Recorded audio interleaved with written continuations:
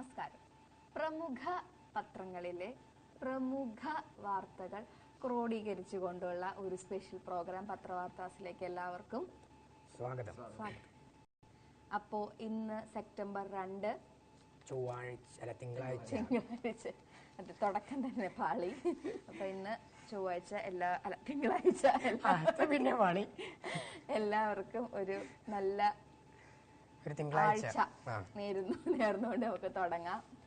അപ്പോ ഇന്നത്തെ പ്രധാന പത്രവാർത്തകളും തലക്കെട്ടുകളുമാണ് നമ്മൾ വായിക്കാൻ പോകുന്നത്. എന്താണ് ജോസ്വിൻ പ്രധാന പത്രങ്ങളിലെ തലക്കെട്ടുകൾ? മാതൃഭൂമിയിലെ ആദ്യത്തെ പ്രധാന വാർത്ത എന്ന് പറയുന്നത് KSRTC പറ്റിയാണ്. ഹേമ കമ്മിറ്റി ഉണ്ട്, അപ്ഡേറ്റ് ഉണ്ട്, പക്ഷെ മെയിൻ വാർത്തയായിട്ടില്ല. ഫ്രണ്ട് പേജിലില്ല, ഒരു പത്രത്തിന്റെ ഫ്രണ്ട് പേജിൽ അങ്ങനെ പറയാൻ പറ്റില്ല. ഈ പറ്റിയുള്ളതില്ല, പ്രതികരണ ശേഷിയുള്ള നടന്മാരുടെ ഒക്കെ ഉണ്ട്, ചിലരുടെ ഒക്കെ ഉണ്ട്. KSRTC എന്താണ് സംഭവിച്ചെന്ന് പറഞ്ഞു കഴിഞ്ഞാൽ KSRTCയിൽ 1047 ബസ്സുകളാണ് പൊളിച്ചടുക്കിയത്. വാങ്ങിയത് വെറും 434 ബസ്സുകൾ. 5940 കോടി കിട്ടിയിട്ടും ബസ് വാങ്ങിയത് വെറും 139 കോടിക്ക്. KSRTC ലാഭത്തിലാണോ നഷ്ടത്തിലാണോ എന്നുള്ളൊരു കാര്യം ഇപ്പോഴും നമ്മൾ തീരുമാനിക്കും. നഷ്ടത്തിൽ തന്നെ ആയിരിക്കും അല്ലേ?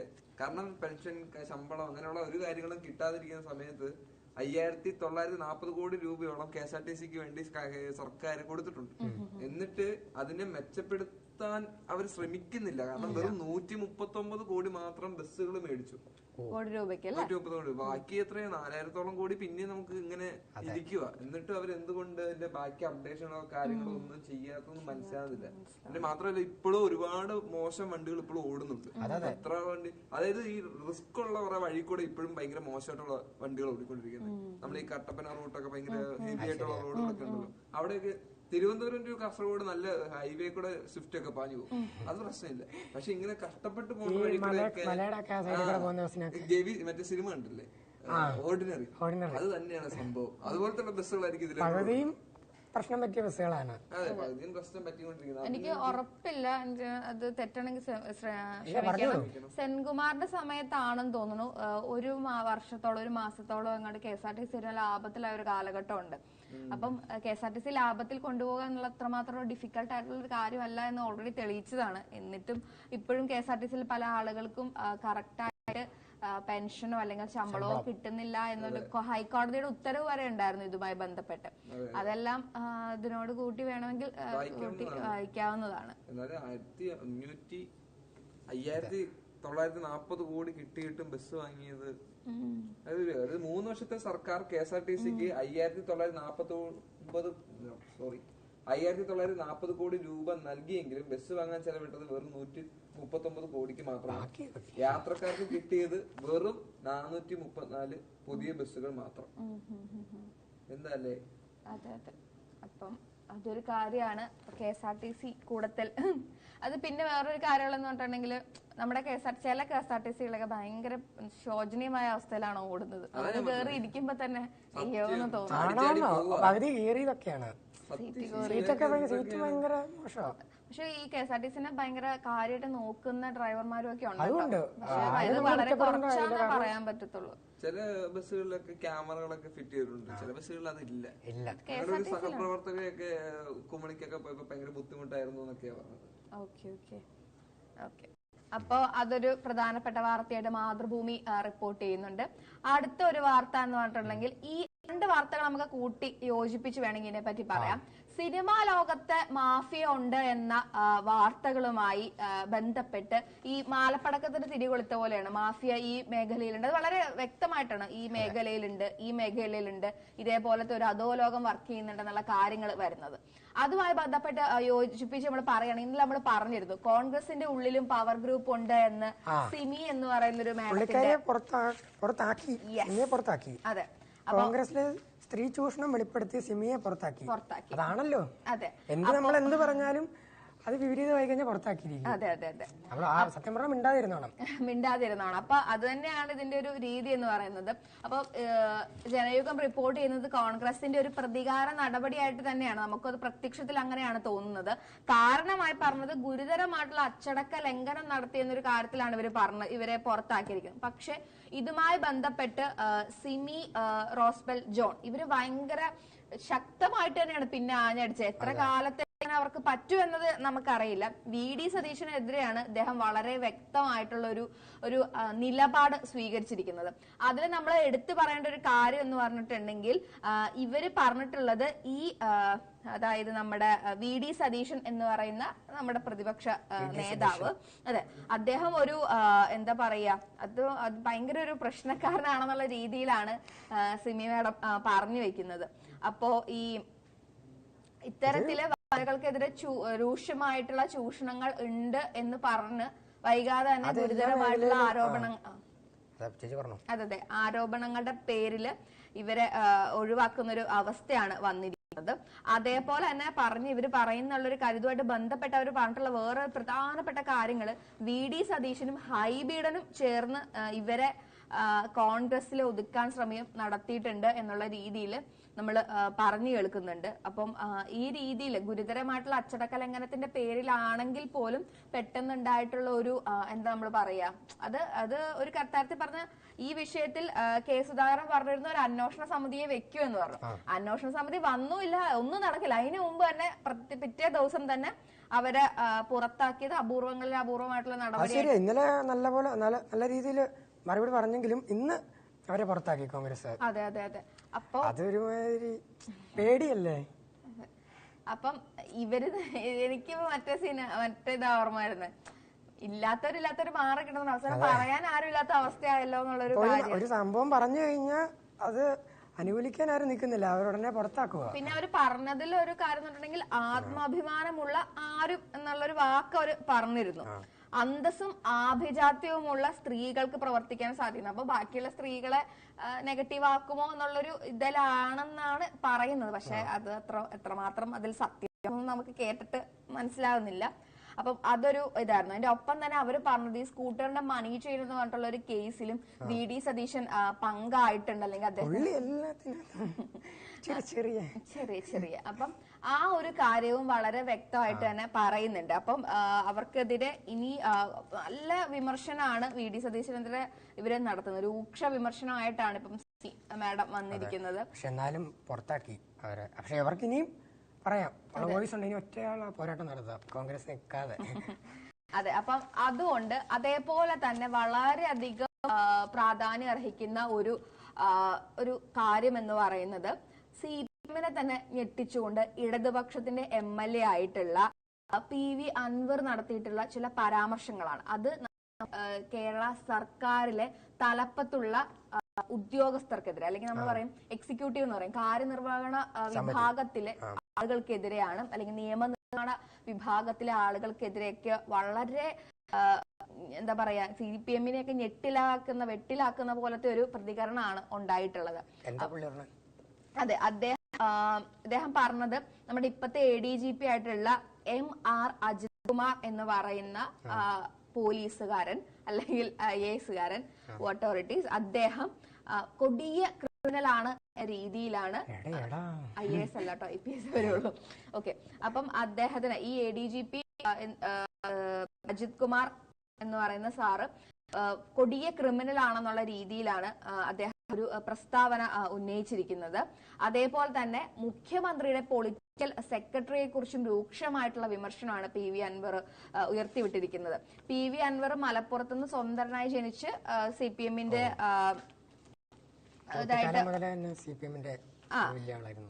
അങ്ങനെയല്ല, പുള്ളി സ്വതന്ത്രനായി നിലമ്പൂരിൽ നിന്ന് സ്വതന്ത്രനാണ്. പിന്നെ അദ്ദേഹം സ്വതന്ത്ര MLA എന്നാണ് പറയുന്നത്. ഓക്കെ, സ്വതന്ത്രമായിട്ട് ജയിച്ചു, പക്ഷെ അദ്ദേഹത്തിന്റെ പക്ഷം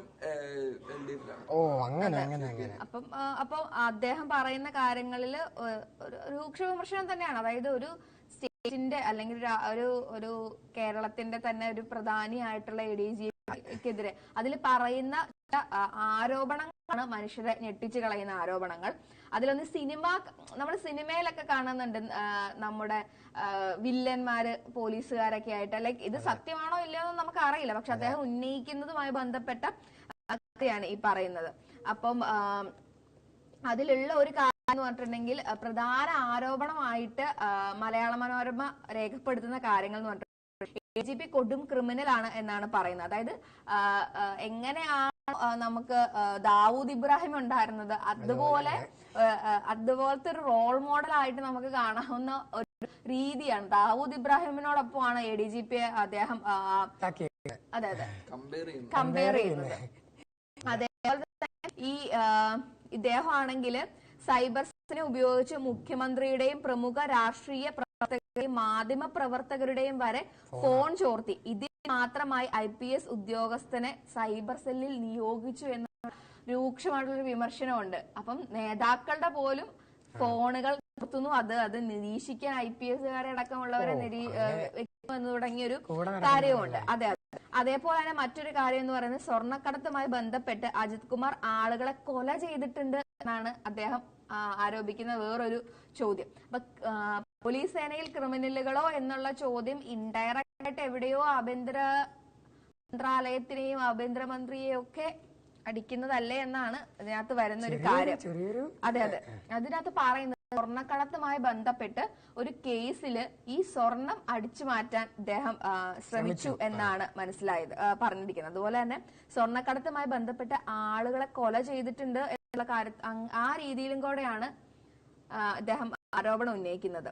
അപ്പോ അതെ, കോഴിക്കോട്ടെ സ്വർണ്ണ കച്ചവടക്കാരനായ മാമിയെ കാണാതായിട്ട് 1 വർഷമായി, കൊന്നതാകാമെന്നാണ് വിശ്വസിക്കുന്നതെന്നാണ് അദ്ദേഹം പറയുന്നത്. നമ്മൾ കുറച്ചു നാൾ മുമ്പ് അതാണ് വണ്ടി ചേസ് ചെയ്ത് പ്രശ്നം ഉണ്ടായി, ഒരു കുട്ടികളൊക്കെ മരിക്കുന്നതാണ്. അപ്പൊ ഇതിന്റെ പുറകിലുള്ളത് ഈ സ്വർണ്ണക്കടത്തുമായി ബന്ധപ്പെട്ട കാര്യങ്ങളാണെന്നുള്ള രീതിയിലൊരു സംശയം അന്ന് ഉയർന്നു. അതിന് ചിലപ്പെങ്കിൽ വേണമെങ്കിൽ അതുമായിട്ട് ഇതിനെ കൂട്ടിപ്പിച്ച് കാണാം. അതേപോലെ തന്നെ ADGPയുടെ ഭാര്യ അവരുടെ സഹോദരനുമായി സംസാരിക്കുന്ന ഫോൺ സംഭാഷണമുണ്ട്. കേരളത്തിലെയും മുംബൈയിലെയും കള്ളത്തിൽ നിക്ഷേപിക്കുന്ന പ്രധാനികളായ മൂന്നാമതൊരു ആളുമായിട്ടാണ് ഫോൺ സംഭാഷണത്തിൽ വരുന്നതെന്നുള്ള ഒരു വിമർശനം അദ്ദേഹം പറയുന്നുണ്ട്. അതേപോലെ തന്നെ പറയുന്നത്, ഈ മുൻ SP ആയിട്ടുള്ള സുജിത് ദാസിന്റെ നേതൃത്വത്തിൽ കരിപ്പൂർ വിമാനത്താവളത്തിൽ കള്ളക്കടത്ത് നടത്തിയ സ്വർണത്തിന്റെ ഒരു ഭാഗം ഇവര് തന്നെ അടിച്ചു മാറ്റി. മനസ്സിലായോ? അതെ. അതേപോലെ ലാഭായി. ഇതിപ്പോ ക്രിമിനൽ ആവുന്നതാണ് കുറച്ചും കൂടി ഈസി എന്ന് തോന്നുന്നു. പോലീസിന്റെ ഇത് നിൽക്കുക, സ്വർണം പിടിക്കുക, അത് കുറച്ച് ഇഷ്ടമുള്ള പങ്കെടുക്കുക, ആവശ്യത്തിന് കാര്യങ്ങൾ ചെയ്യാം. അപ്പൊ കസ്റ്റംസ് പിടിക്കുന്ന സ്വർണത്തിൽ തിരിമറി നടത്താൻ സാധിക്കാത്തത് കൊണ്ട് സ്വർണം ശ്രദ്ധയിൽപ്പെട്ടാലും കാരിയറിന് പിടികൂടാതെ കസ്റ്റംസ് ഈ സുജിത് ദാസിന് വിവരങ്ങൾ കൈമാറും. അങ്ങനെ അവരവിടെ ചെന്ന് വേണ്ടതെടുക്കും. കാരണം ഇപ്പം പറഞ്ഞു വരുന്നത് സിമ്പിൾ ആയിട്ട് പറഞ്ഞിട്ട് വിമാനത്താവളത്തിൽ നിന്ന് പിടിച്ചിട്ടുണ്ടെങ്കിൽ കസ്റ്റം ഓഫീസർ എടുക്കില്ല. അപ്പൊ ഇവര് ആ വിവരം പുറത്തേക്ക് കൈമാറി അവിടുന്ന് രഹസ്യ കേന്ദ്രത്തില് അടിച്ചു മാറ്റുന്ന ഒരു രീതിയാണ്. മറ്റേ നമ്മള് പറയില്ലേ, എരന്ന് തിന്നവനെ തിന്നുന്ന കഥയാണ്. ഏതാ?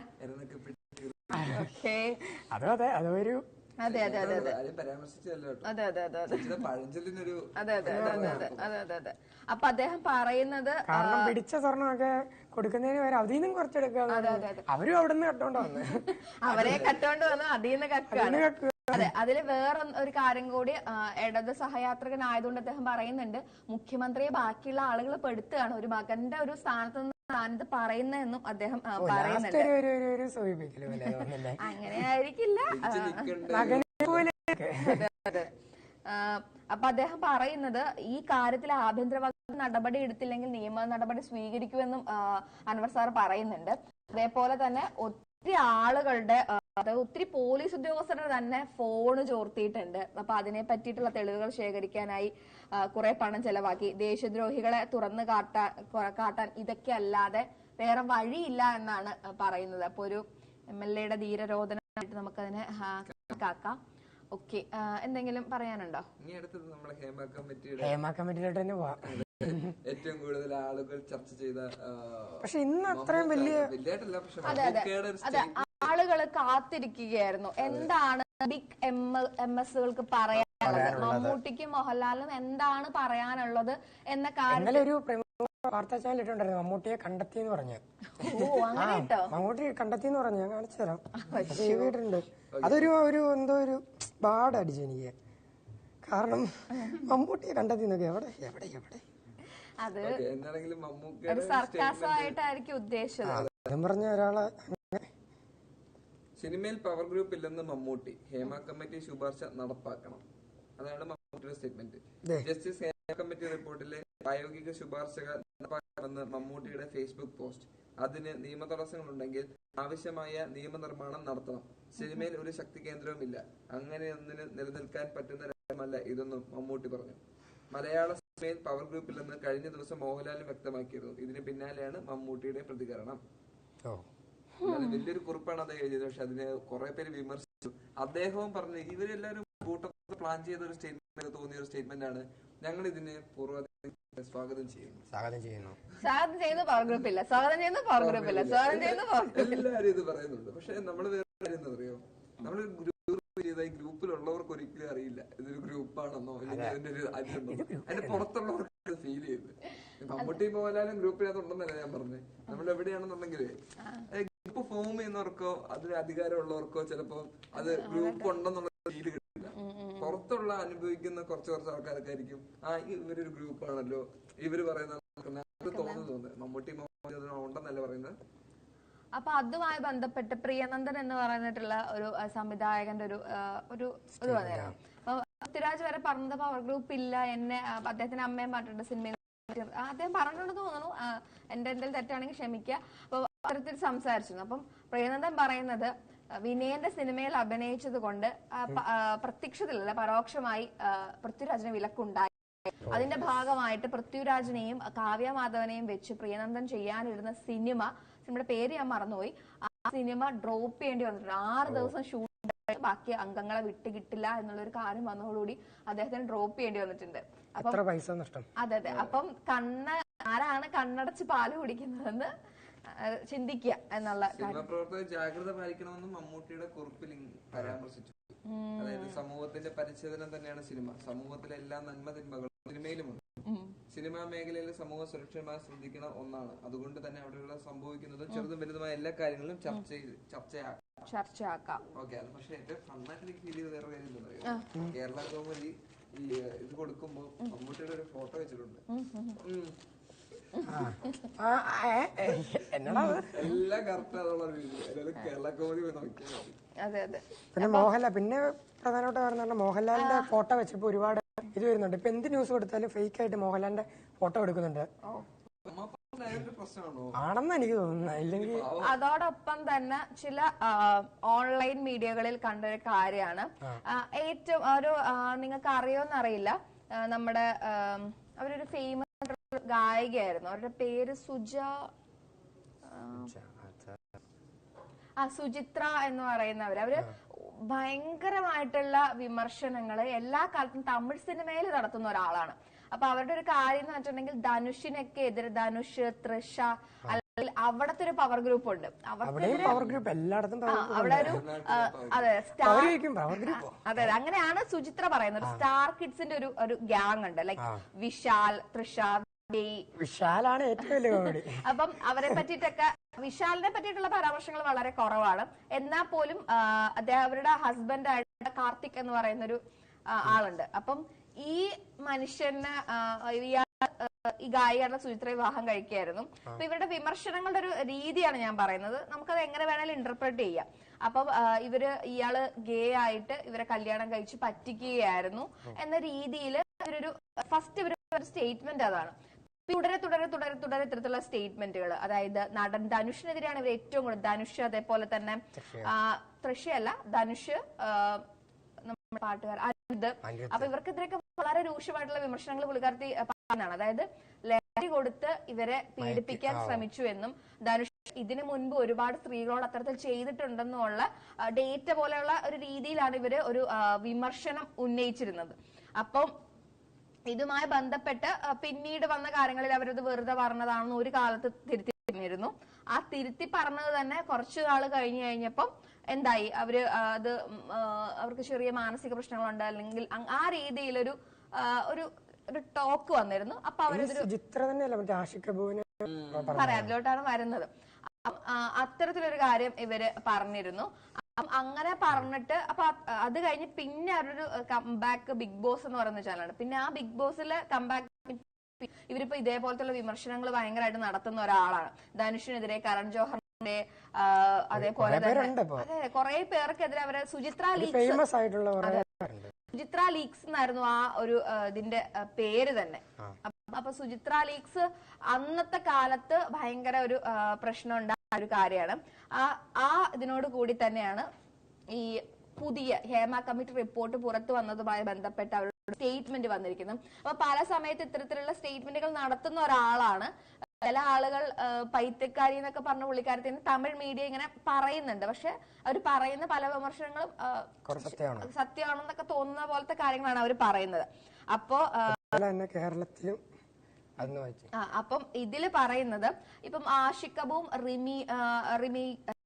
റിമ ഏറ്റവും കൂടുതൽ ഇത്തരത്തിലുള്ള എന്താ പറയാ സപ്പോർട്ടീവ് സിസ്റ്റം WCCക്കും പലപ്പോഴും ഈ സ്ത്രീകളുടെ പ്രശ്നങ്ങളിലൊക്കെ ഒരു സപ്പോർട്ടീവ് സിസ്റ്റമായിട്ട് പുറത്തേക്ക് വരുന്ന ഫിഗറുകളായിട്ട് നമുക്ക് കാണാൻ സാധിക്കുന്നത്. റിമക്ക് അല്ലെങ്കിൽ ഒരു നമുക്ക് അറിയില്ല, നമ്മൾ കാണുമ്പോൾ അവര് വളരെ വ്യക്തമായിട്ടുള്ള നിലപാടുകൾ അറിയിക്കുന്നു, വളരെ വ്യക്തമായി രാഷ്ട്രീയത്തിൽ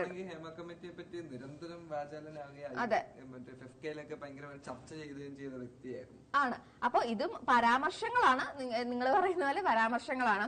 അപ്പം ഇവര് പറഞ്ഞിട്ടുള്ള ഞെട്ടിക്കുന്ന വെളിപ്പെടുത്തൽ നടത്തിയിട്ടുള്ളത് ഗായിക സുചിത്രയാണ്. അവർ പറഞ്ഞിട്ട് ഒരുപാട് പാവം പെൺകുട്ടികളെ റിമാക്ക് അല്ലെങ്കിലും ആഷിക് കപൂറും ലഹരിക്ക് അടിമയാക്കിയിട്ടുണ്ട്.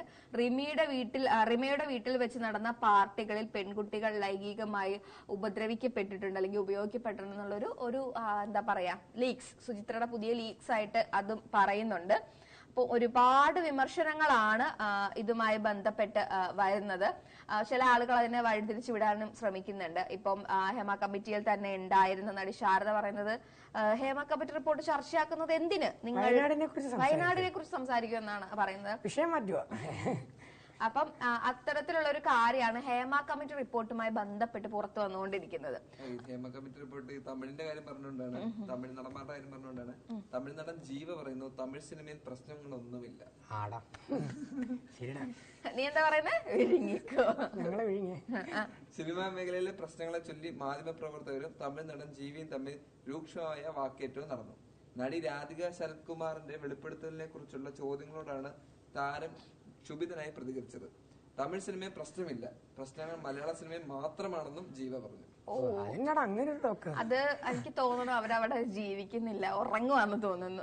അതായത് മറ്റേ മലയാളം അമ്മയിലെ ഒരു സ്റ്റേറ്റ്മെന്റ് ഒന്നുമല്ലേ എനിക്ക് അനുഭവപ്പെട്ടിട്ടില്ല, അനുഭവപ്പെട്ടിട്ടില്ല. എന്റെ കഥയിൽ ആരും മുട്ടിയിട്ടില്ല, അതുകൊണ്ട് എനിക്ക് അതെ അതെ. അപ്പം ഈ മലയാളത്തിൽ ഈ ഹേമ കമ്മിറ്റി ഭയങ്കരമായിട്ട് ചർച്ച ചെയ്യുന്നത് ബാക്കിയുള്ള ഒരു ഇൻഡസ്ട്രിയിലും ചർച്ച സപ്പോർട്ടല്ലേ? അതെ അതെ അതെ കമ്മിറ്റി വേണം എന്നാണ്. തെലുങ്കിലെ റിപ്പോർട്ട് വെളിച്ചം കാണണം. അത് തെലുങ്കിലെ ഒരു പ്രധാന നടൻ, അതായത് പ്രധാന നടൻ എന്ന് പറഞ്ഞാൽ എല്ലാവർക്കും അറിയാവുന്ന ഒരാളാണ്. ഭയങ്കര ഘോരം അഭിനയിക്കുകയും അത് മനുഷ്യർക്ക് മനസ്സിലാവാത്ത രീതിയിൽ ലോജിക്കൽ അല്ലാതെയൊക്കെ പ്രവർത്തിക്കുകയൊക്കെ അല്ലെങ്കിൽ അങ്ങനെ ഒക്കെ ചെയ്യുന്ന അദ്ദേഹമാണ്. അദ്ദേഹത്തിനെതിരെ ഒരു ബോളിവുഡ് നടി ആ ഇൻഡസ്ട്രിയിൽ അഭിനയിക്കാൻ വന്നപ്പോഴൊരു പരാമർശമൊക്കെ നടത്തിയിരുന്നു. അവർ ഇനി സൗത്ത് ഇന്ത്യൻ സിനിമയിലോട്ട് ഇല്ലെന്ന് പോലും പറയേണ്ട ഒരു അവസ്ഥ ഉണ്ടാക്കിയിട്ടുള്ള ഉള്ള നാടാണ് അല്ലെങ്കിൽ സൗത്ത് ഇന്ത്യൻ ഫിലിം ഇൻഡസ്ട്രി. പക്ഷെ അങ്ങനെ ഇരിക്കുന്ന സമയത്ത് ഇത് ഇല്ലെന്നൊക്കെ പറയുന്നത് ചിലപ്പോ മലയാള ഇൻഡസ്ട്രി ആയിരിക്കും ഏറ്റവും കുറഞ്ഞത്. എനിക്ക് ബാക്കി ഇൻഡസ്ട്രി ഒക്കെ അതെ ഇതുമായിട്ട് ബന്ധപ്പെട്ട് ഞാൻ എപ്പോഴും കേട്ടുള്ള കേരളത്തിലാണ് ഏറ്റവും കൂടുതൽ കേസുകൾ റിപ്പോർട്ട് ചെയ്യപ്പെട്ടുള്ളത്. കാരണം റിപ്പോർട്ട് ചെയ്യപ്പെടുന്നത് ഇവിടെ മാത്രമാണ്, ബാക്കിയുള്ള പല സ്ഥലങ്ങളും റിപ്പോർട്ട് ചെയ്യപ്പെടുന്നില്ല. അപ്പൊ അത് അങ്ങനെ തന്നെ വേണമെങ്കിൽ നമുക്ക് ഇതിനെ കൂട്ടി യോജിപ്പിച്ച് വായിക്കാം.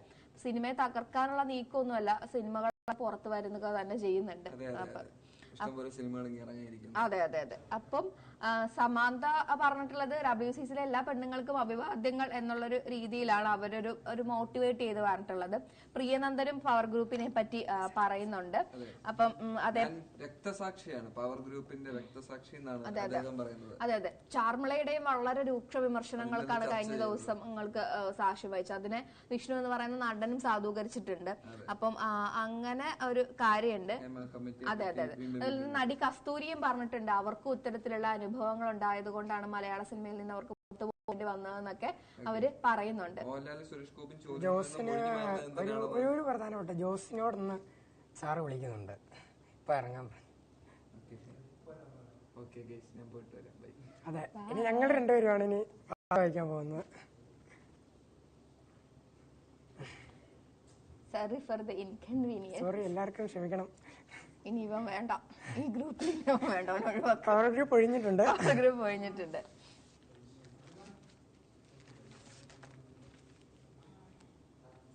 അപ്പോൾ നമ്മൾ പറഞ്ഞു വരുന്ന ഹേമ കമ്മിറ്റി തന്നെയാണ്.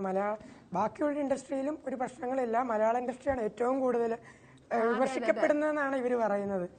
അങ്ങനെയല്ല, എനിക്ക് തോന്നുന്നത് മലയാള ഇൻഡസ്ട്രിയാണ് ഏറ്റവും കുറഞ്ഞത്. ബാക്കി ഇൻഡസ്ട്രിയുടെ ഒക്കെ വെളിപ്പെടുത്തൽ വരുമ്പോൾ ഞെട്ടിക്കുന്ന വിവരങ്ങളൊക്കെ ആയിരിക്കും പുറത്തു വരാൻ പോകുന്നത്. കാരണം അവിടെ വിസിബിൾ ആയിട്ട് തന്നെ പവർ ഗ്രൂപ്പുകളുള്ള സ്ഥലങ്ങളാണ്. അതായത് നടന്മാരുടെ കുടുംബം, അതായത് നെപ്പോ കിഡ്സ് മാത്രം അരങ്ങ് വാഴുന്ന സിനിമാ മേഖലകളാണ് സൗത്ത് ഇന്ത്യയിൽ ഉള്ളത്. സൗത്ത് ഇന്ത്യയിൽ മാത്രമല്ല, നോർത്ത് ഇന്ത്യയിൽ ഉള്ളത്. എന്നിട്ടാണ് ഇത്തരത്തിൽ നമുക്ക് ഓരോ ടാലന്റഡ് ആയിട്ടുള്ള ഒന്നോ രണ്ടോ നെപ്പോ കിഡ്സ് മാത്രമേ നമുക്കുള്ളൂ.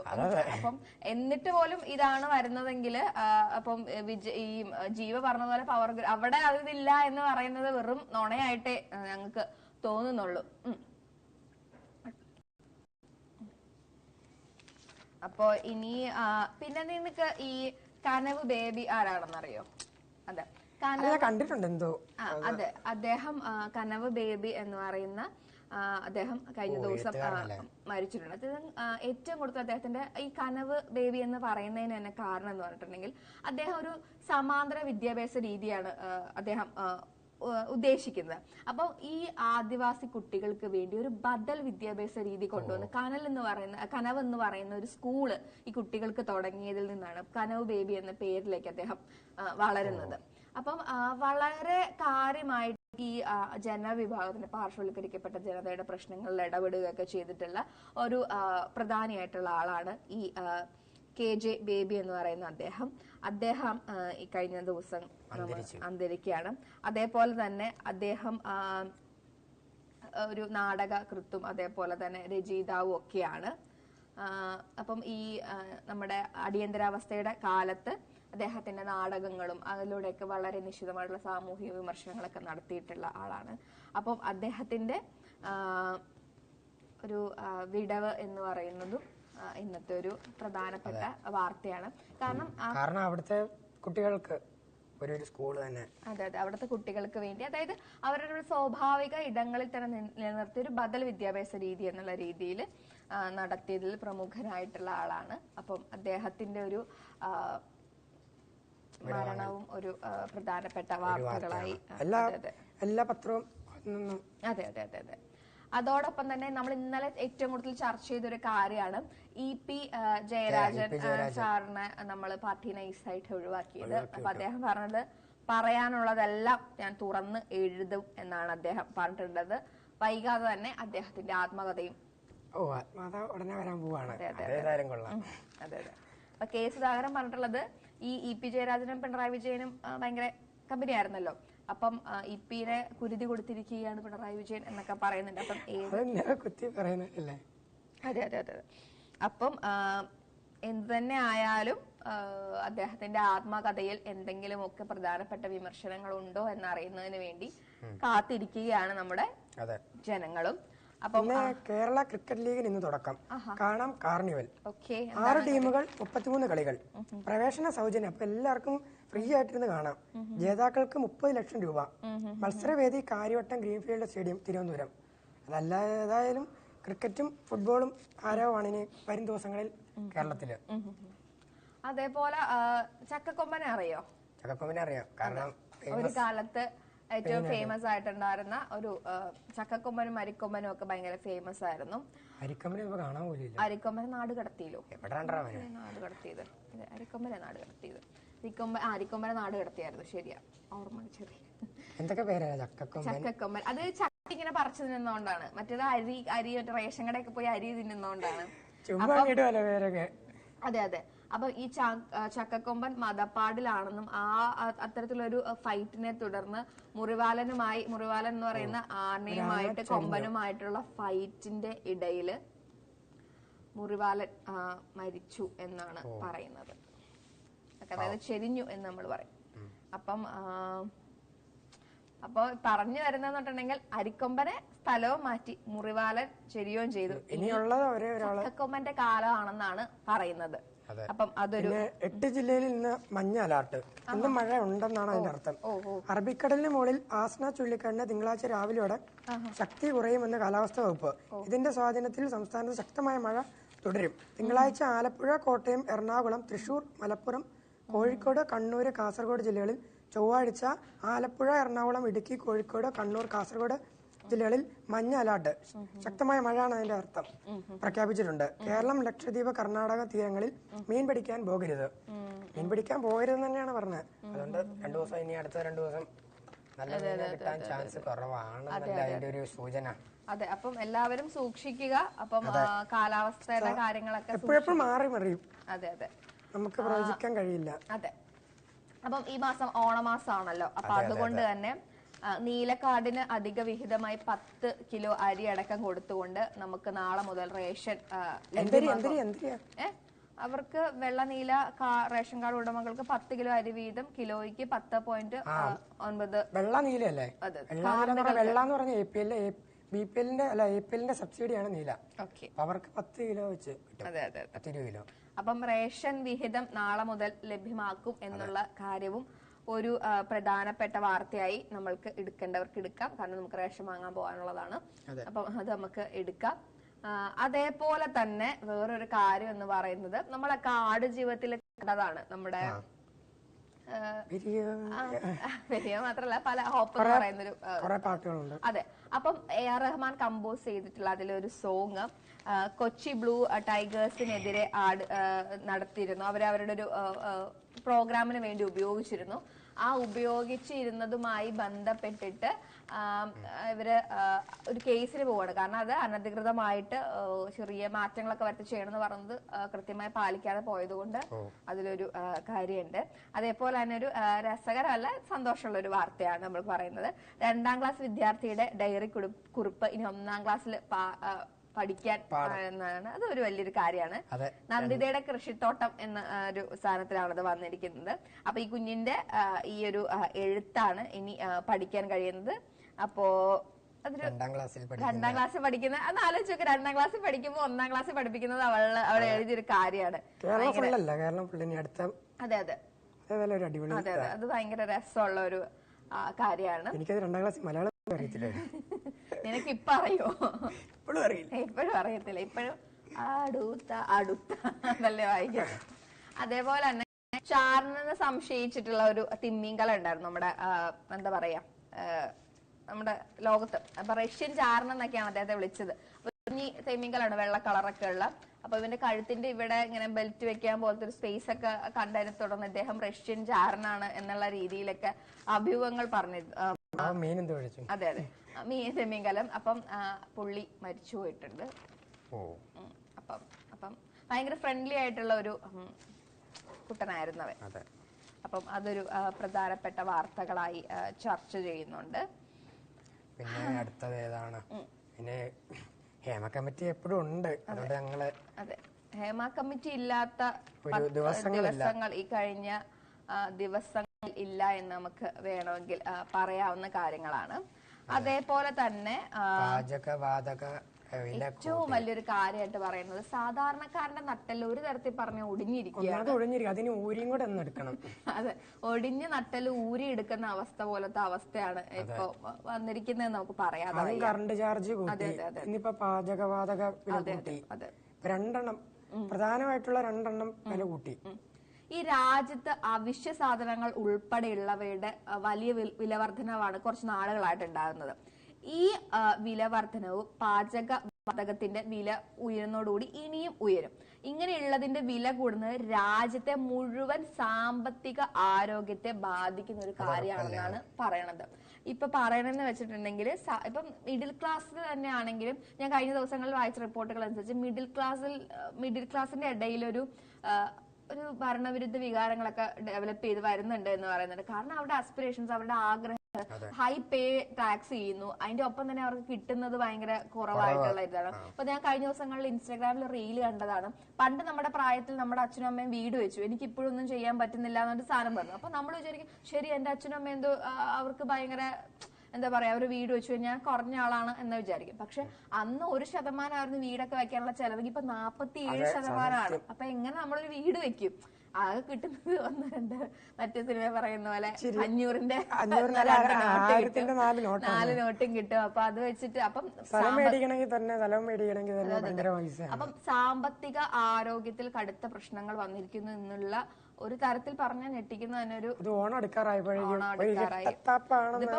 ഇല്ല. അടുക്കുന്നത് നമുക്ക് മാത്രമാണല്ലോ, പക്ഷെ രാജ്യത്ത് മുഴുവനായിട്ടാണ് ഇത് വന്നത്.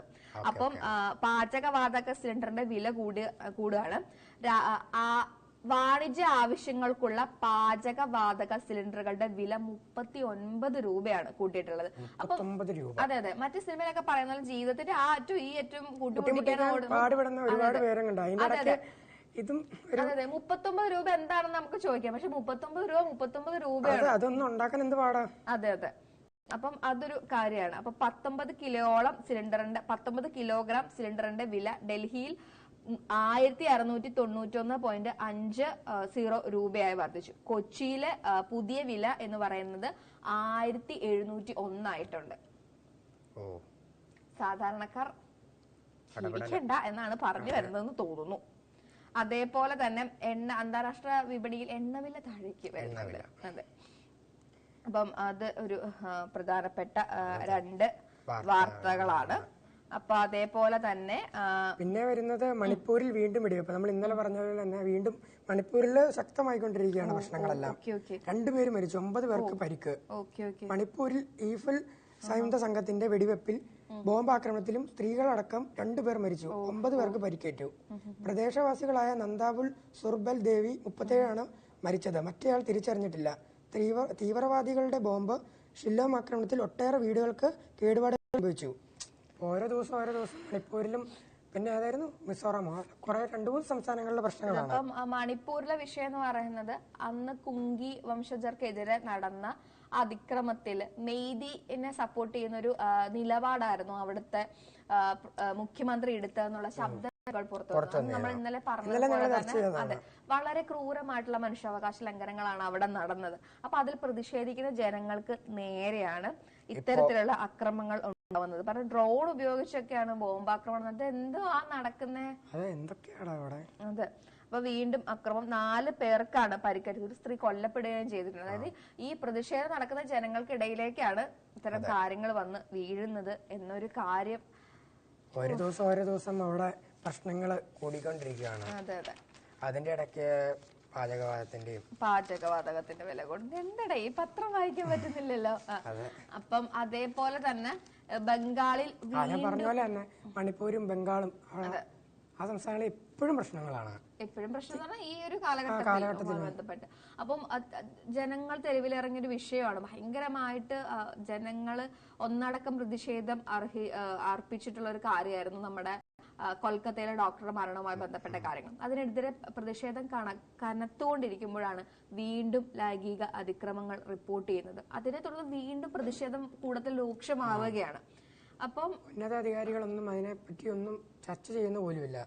അതെ അങ്ങനെ വേണമെങ്കിൽ പറയാം. അപ്പം ഡോക്ടർമാർക്കെതിരെ രോഗികളുടെ മോശം സ്പർശനങ്ങള് അല്ലെങ്കിൽ അത്തരത്തിലുള്ള കാര്യങ്ങള്, ലാബ് ടെക്നീഷ്യൻ 13കാരിയെ പീഡിപ്പിച്ച സംഭവം, അങ്ങനെ നമുക്ക് വിഷമമുള്ള കാര്യങ്ങളാണ് ഓരോ ദിവസവും പുറത്തു വരുന്നത്. അപ്പോ അപ്പം എല്ലാ ആളുകളും അതിനെതിരെ പ്രതികരിക്കുകയാണ്. അപ്പം അത് ഒരു പ്രധാനപ്പെട്ട, അതായത് പ്രതിഷേധങ്ങൾ കനക്കുക എന്നുള്ള കാര്യത്തിൽ നമ്മൾ പറയാതിരിക്കരുതല്ലോ. അപ്പൊ അതൊരു വലിയ കാര്യമാണ്. അതേപോലെ തന്നെ തെളിവുകൾ നശിപ്പിക്കാൻ, കൊൽക്കത്തയിലെ ലേഡി ഡോക്ടർ മരണപ്പെട്ടതുമായി ബന്ധപ്പെട്ടിട്ടുള്ള കാര്യങ്ങളിൽ തെളിവ് നശിപ്പിക്കാനുള്ള ശ്രമങ്ങൾ ഉണ്ടായിട്ടുണ്ടെന്ന് IMAയും പറയുന്നുണ്ട്. അങ്ങനെയായിരുന്നല്ലോ, തെളിവ് നശിപ്പിക്കാൻ. അതെ. പിന്നെ ഉള്ള ഒരു കാര്യം എന്ന് പറയുന്നത്, തെലങ്കാനയിലും ആന്ധ്രയിലും കനത്ത മഴയാണ്. നമ്മൾ മഴയുടെ കെടുതികൾ അനുഭവിച്ച മനുഷ്യരാണ്. നമ്മൾ കഴിഞ്ഞ ദിവസവും ത്രിപുരയിലും അതേപോലെ തന്നെ മറ്റു ഗുജറാത്തിലെയൊക്കെ വെള്ളപ്പൊക്കത്തിനെ പറ്റി നമ്മൾ സംസാരിച്ചിരുന്നു. അതിന്റെ ഒപ്പം തന്നെ ഇപ്പോൾ തെലങ്കാനയിലും ആന്ധ്രയിലും കനത്ത മഴയാണ്. എന്താ പറയുക, ശാസ്ത്രജ്ഞനടക്കമുള്ള ആളുകൾ, അദ്ദേഹത്തിന്റെ കുടുംബം വരെ മിസ്സായിട്ടുണ്ട്. 10-ലേറെ മരണങ്ങളാണ് ഉണ്ടായിട്ടുള്ളത്. ആസാമിലും തെലങ്കാനയിലും ആന്ധ്രയിലും ഒക്കെ പ്രളയമാണ്. പ്രളയത്തിന്റെ വേദനകൾ അനുഭവിച്ച മനുഷ്യരായതുകൊണ്ട് തന്നെ നമ്മളെ അവർ ചേർത്ത് നിർത്തിയതാണ്. അപ്പം മലയാളികൾക്കും അത് അവരെ ചേർത്ത് നിർത്തേണ്ട ഒരു റെസ്പോൺസിബിലിറ്റി ഉണ്ട്. അതെ. അപ്പം അതൊരു പ്രധാനപ്പെട്ട വാർത്ത തന്നെയാണ്. അതേപോലെ തന്നെ കഴിഞ്ഞ ദിവസങ്ങളിലായിരുന്നു കോടികൾ മുടക്കി നമ്മൾ പണിതിട്ടുള്ള ശിവജിയുടെ പ്രതിമ കഴിഞ്ഞ ദിവസം തകർന്നു വീണത്. അതുമായി ബന്ധപ്പെട്ട് കടുത്ത പ്രതിഷേധങ്ങളാണ് അവിടെ ഉയരുന്നത്, മഹാരാഷ്ട്രയിൽ ഉയരുന്നത്. കാരണം മഹാരാഷ്ട്രയുടെ ഒരു സത്വവും അവരുടെ ഒരു ജീവിതവും ഒക്കെ ഒരു തരത്തിൽ അല്ലെങ്കിൽ മറ്റൊരു തരത്തിൽ കടുത്ത ഈ ശിവാജി ഭക്തതയും അല്ലെങ്കിൽ അവരുടെ എന്തോ പറയുന്നത്, അവരുടെ ആ ഒരു വിചാരിക്കുന്ന ഒരു പ്രൗഡ് സാധനം ഉണ്ടല്ലോ, അതിലൊക്കെ അടിസ്ഥാനമാക്കിയിട്ടുള്ളതാണ്. അപ്പം പത്രത്തിൽ ഇരിക്കുമ്പോൾ ഇത്തരത്തിലൊരു ശിവജിയുടെ അത്രയും വലിയൊരു പ്രതിമ നിർമ്മിക്കുന്നു. ആ പ്രതിമ ഉദ്ഘാടനം ചെയ്തത് കുറച്ച് നാളുകൾക്ക് അല്ലെങ്കിൽ ആ സമയത്തിനുള്ളിൽ തന്നെ പൊളിഞ്ഞു വീഴുന്നു. അതുപോലെ തന്നെയാണ് ആസാമിൽ ഇതുപോലെ തന്നെ ഉദ്ഘാടനം ചെയ്ത് കഴിഞ്ഞിട്ട് പാലം പൊളിഞ്ഞു പോയി. ഇപ്പൊ ഒരു ആഴ്ചക്കിടെ കുറെ പാലങ്ങൾ പൊളിഞ്ഞു വീഴുന്നുണ്ട്. അതുപോലെ തന്നെയാണോ ഇതും?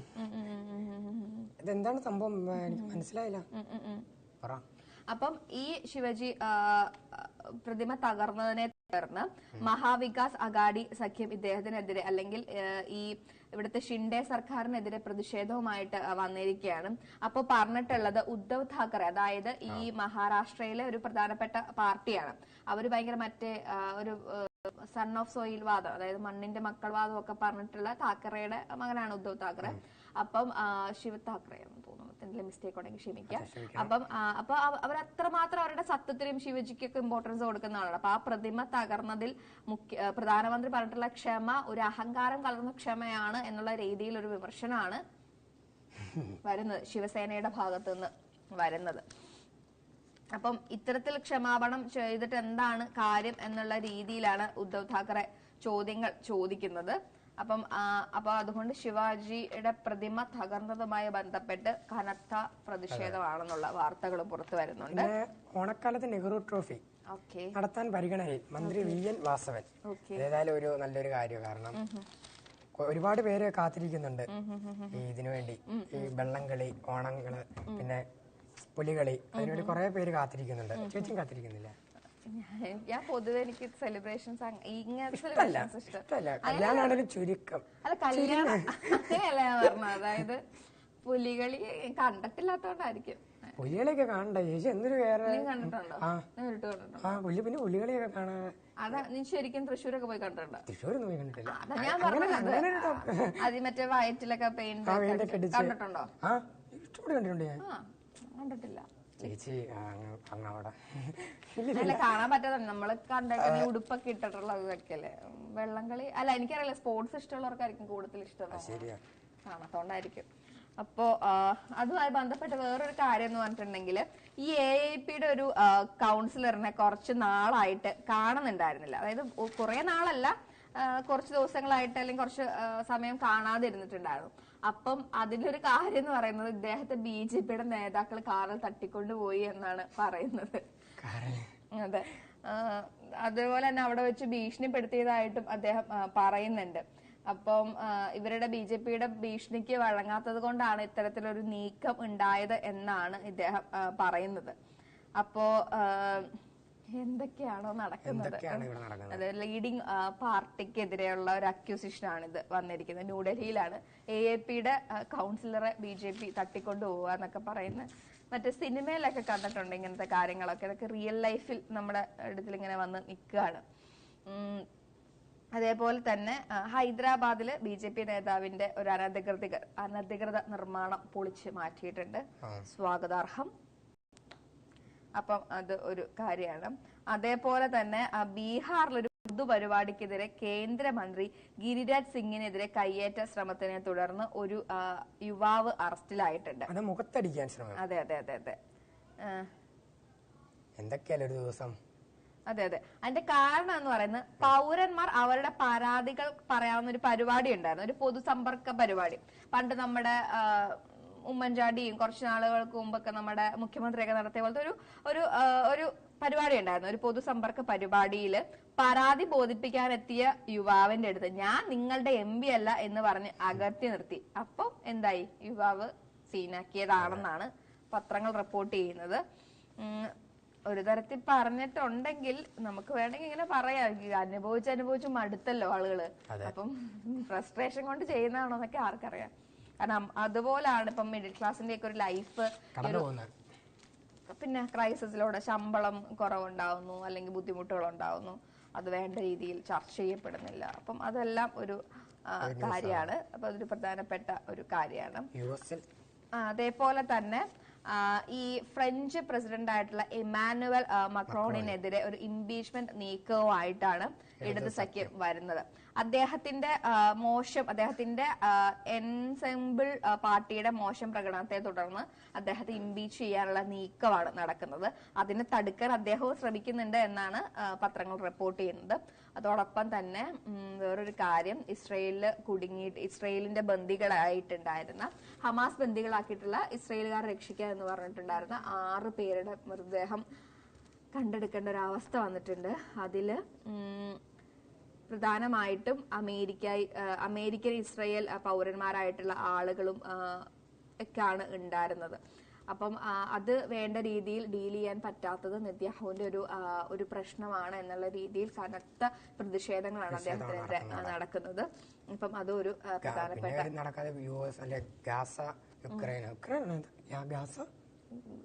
ഇസ്രായേൽ യുദ്ധമാണ് ഏറ്റവും പ്രശ്നം അവിടെ അന്താരാഷ്ട്ര ഇതില്. അപ്പം അതൊരു കാര്യമാണ്. അപ്പം റഷ്യയും ഉക്രൈനുമാണ് പ്രശ്നത്തിൽ വരുന്നത്, ഇസ്രയേലും ഗാസയും. അപ്പം അത് ഓൾറെഡി ഉള്ള ഒരു കാര്യമാണ്. അതേപോലെ തന്നെ കഴിഞ്ഞ ദിവസങ്ങളിലാണ് ഗാസയിൽ ആദ്യമായിട്ടൊരു കുഞ്ഞിന് പോളിയോ രോഗം ഐഡന്റിഫൈ ചെയ്തത്. കാരണം പ്രോപ്പറായിട്ട് അവിടുത്തെ ആരോഗ്യ പ്രവർത്തനങ്ങൾ നടക്കുന്നില്ല. അതേ തുടർന്ന് ആക്രമണങ്ങൾ അതേ തുടർന്ന് ഇത് നിർത്തിവെക്കാനോ അല്ലെങ്കിൽ കുറച്ചു നാളത്തേക്ക് ഈ ബോംബിംഗ് നിർത്തി അവർക്ക് വേണ്ട പോളിയോക്കുള്ള സൗകര്യങ്ങൾ ചെയ്യണമെന്നുള്ള രീതിയിൽ ഐക്യരാഷ്ട്ര സംഘടനയിലൊക്കെ സംസാരങ്ങൾ വന്നിരുന്നായിരുന്നു. അപ്പം അതൊരു പ്രധാനപ്പെട്ട വാർത്തയായി നമ്മൾ മനസ്സിലാക്കേണ്ട ഒരു കാര്യമാണ്. പിന്നെ ഒരു കാര്യം എന്ന് പറയുന്നത്, ഇപ്പം നമ്മൾ പറയുന്നു നേരിട്ട് നടക്കുന്നത് പോലെ തന്നെ കുറ്റകൃത്യങ്ങൾ സൈബർ ലോകത്ത് നടക്കുന്നുണ്ട് ഇല്ലേ? എന്തൊക്കെ സൈബർ കുറ്റകൃത്യങ്ങളെ പറ്റി അറിയാം? ഒരുപാടുണ്ട്, പറഞ്ഞു തീർക്കല്ല ചേച്ചി. അതെ അതെ. അപ്പം ഓൺലൈൻ ആയിട്ടുള്ള ഗെയിമിംഗ് ഉണ്ട്, പിന്നെ ബെറ്റിംഗ് ആപ്പുകൾ ഉണ്ട്. ഏറ്റവും കൂടുതൽ ബെറ്റിംഗ് ആപ്പുകൾ തന്നെയാണ്. ഗെയിം അല്ല, ബെറ്റിംഗ് ആപ്പുകളാണ് ഏറ്റവും കൂടുതൽ. പിന്നെ അതെ. അതേപോലെ തന്നെ ഈ ആളുകളെ ിൽപ്പെടുത്തുക, അതേപോലെ തന്നെ ഓൺലൈൻ നിക്ഷേപങ്ങളിൽ കൊണ്ടുവരിക, ഓൺലൈൻ ലോണുകൾ കൊടുത്ത് അവരെ കൊടുക്കുക, അങ്ങനെ പല കാര്യങ്ങളും ഉണ്ട്.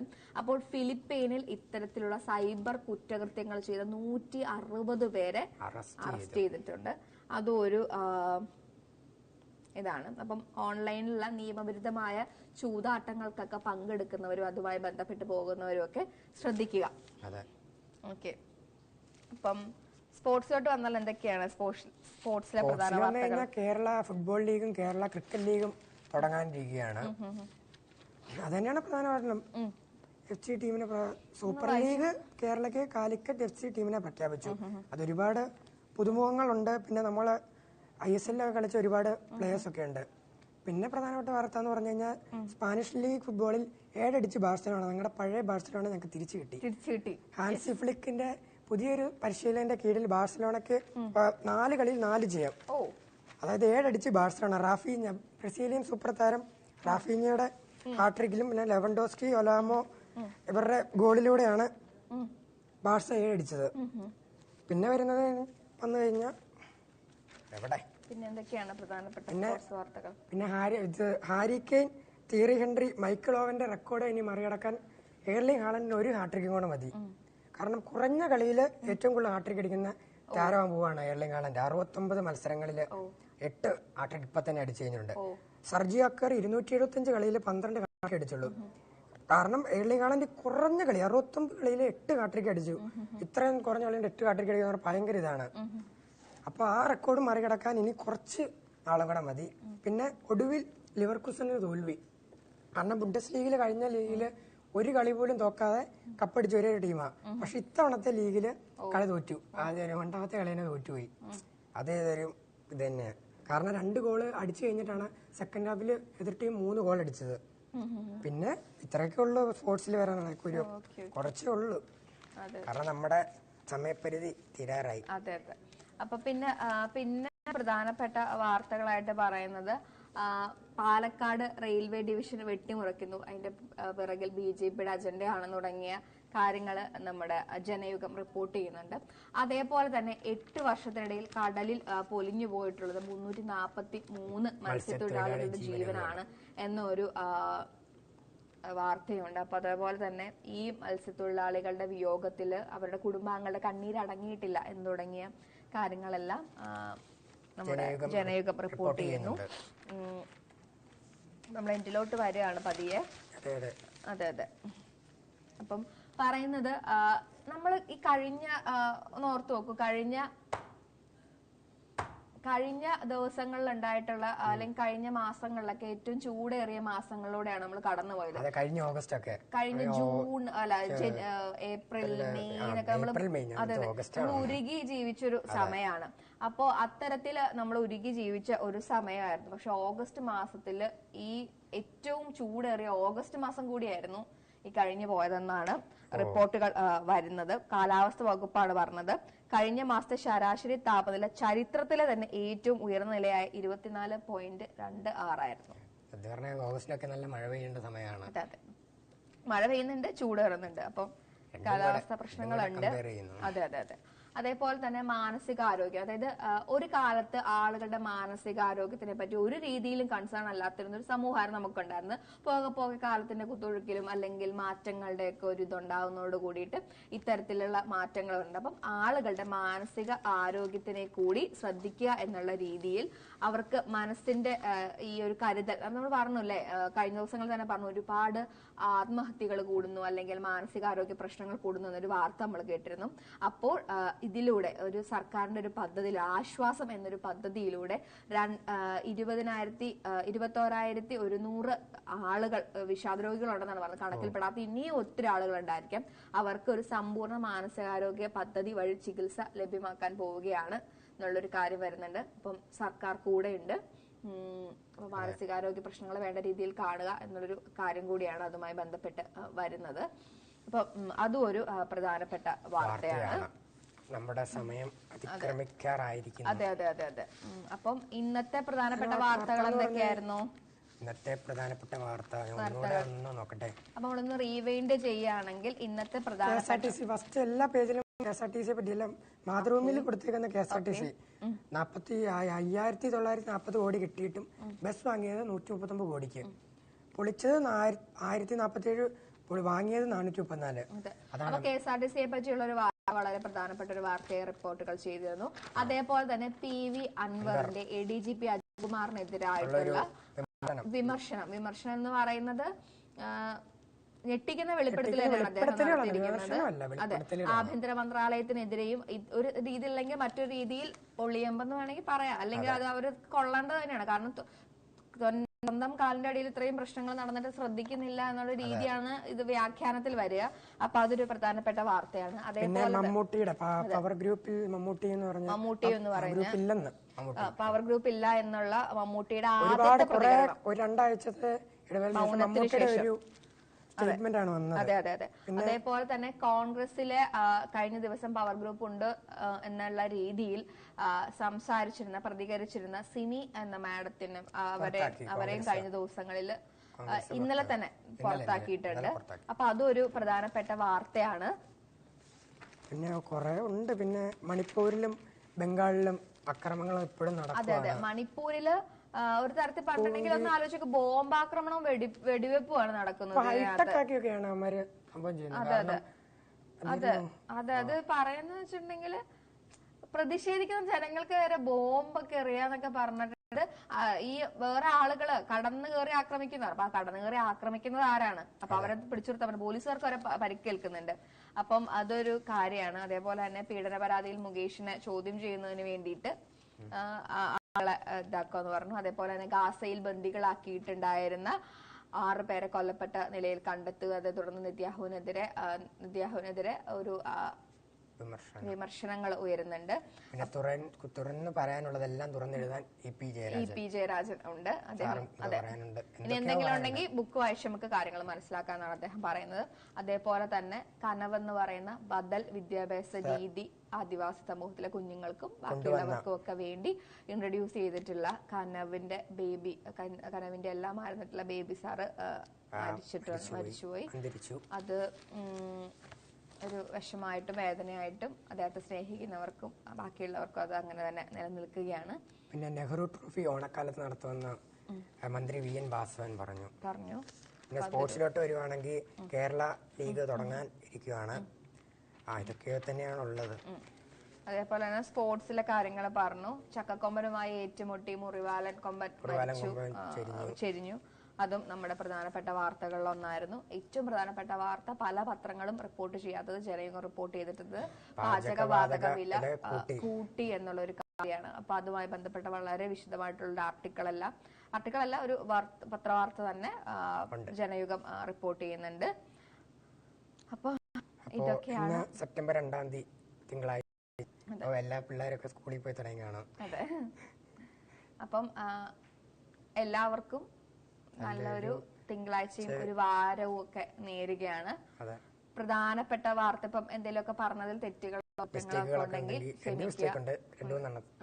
അതെ, എന്തെങ്കിലും ഉണ്ടെങ്കിൽ ക്ഷമിക്കുക, തിരുത്തരുക. അപ്പം എല്ലാവർക്കും നല്ലൊരു ദിവസം നേരുന്നു. നന്ദി, നമസ്കാരം, ശുഭദിനം.